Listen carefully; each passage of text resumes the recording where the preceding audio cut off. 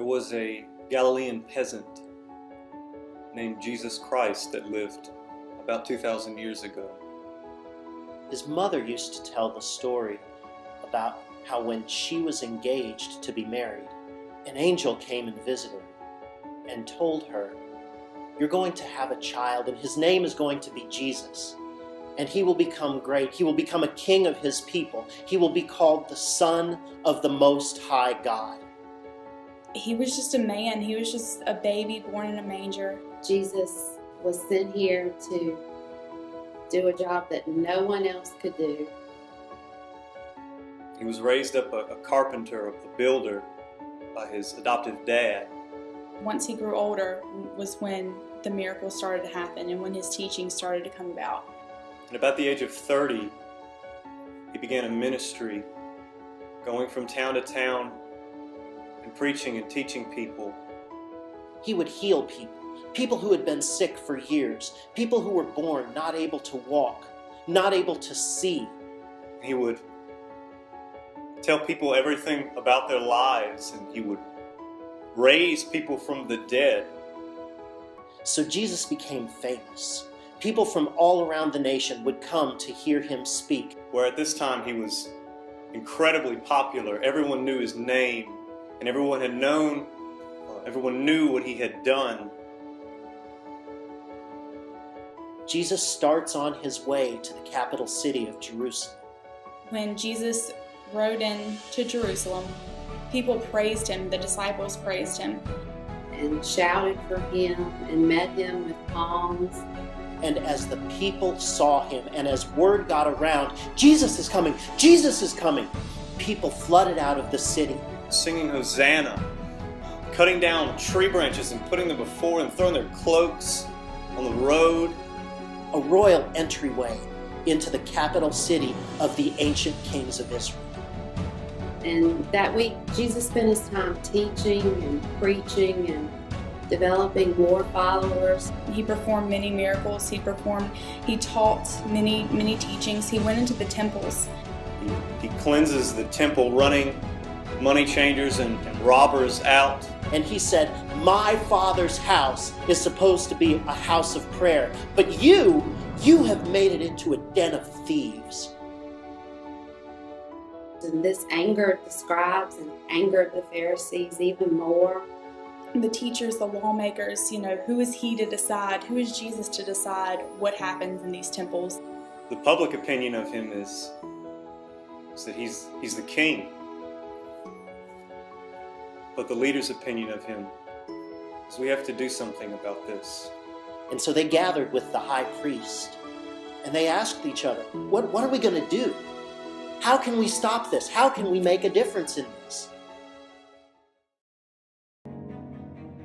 It was at the Last Supper that Jesus told his disciples that he would soon be leaving them. And he told the other disciples that there's one in here tonight who is going to betray me. As the night progresses, he's betrayed into the hands of the leaders, those seeking to kill him. A guy named Judas decided that it was worth more money to him. Money was worth more to him than the Son of God. He was praying on the Mount of Olives. He told his disciples to pray with him, and his disciples fell asleep. And when Jesus found them sleeping the last time, he realized, well, they're coming for me. Roman guards met him with Judas and took him away in the middle of the night. They got him, they arrested Jesus, they took him back, and they began to start the trials. Many false witnesses are brought up against him, saying harsh and accusing things, trying to somehow break his good testimony, to break his good reputation. They took him to Pilate. Pilate went out to the people and said, I find no fault with this man. He hasn't done anything wrong. But since it's the time of Passover, I know it is your custom to let somebody go. Let this man go. But the crowd insisted that Jesus be crucified. The crowd shouted, "We would have him crucified." So all of these Accusations are leveled against him until eventually he is condemned to crucifixion. They wanted to see him in pain, and they wanted to see him die. Jesus was taken away. The soldiers then took his clothes and put him in a scarlet robe. They put the crown of thorns on his head. They beat him. And he's shamed and mocked and beaten viciously. They crushed him, they bruised him, they whipped him, they ripped the hair, they ripped the beard from his face. A man who did nothing but heal people and help people, condemned to die. And yet he still loved them. And he was taken to Golgotha and placed on the cross. They spit at him. They still poked spears at him. And the religious leaders that were there, they mocked him, calling up to the cross, "Come on down if you're the Son of God." And it's there that Jesus Christ, the Son of God, gives up his spirit. And they wrapped him up, and they laid him in an empty tomb.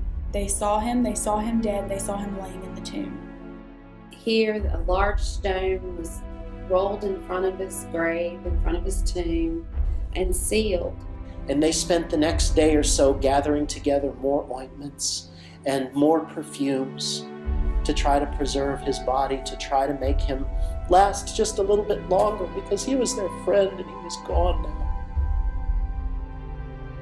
The moment is sheer hopelessness for his friends and family, for those who thought he was the prophesied king that had come to save them.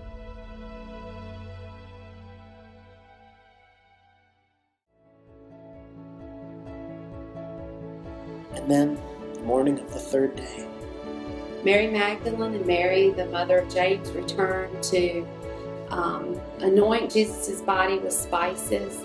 Then when they get there, the stone was already moved. There was no body. There were just linen sheets laying.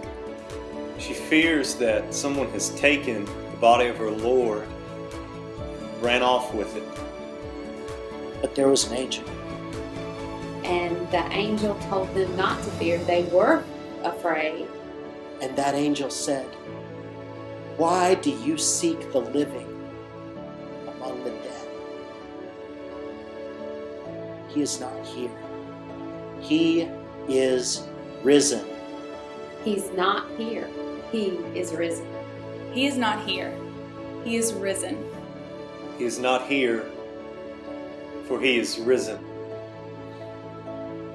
My Savior is risen.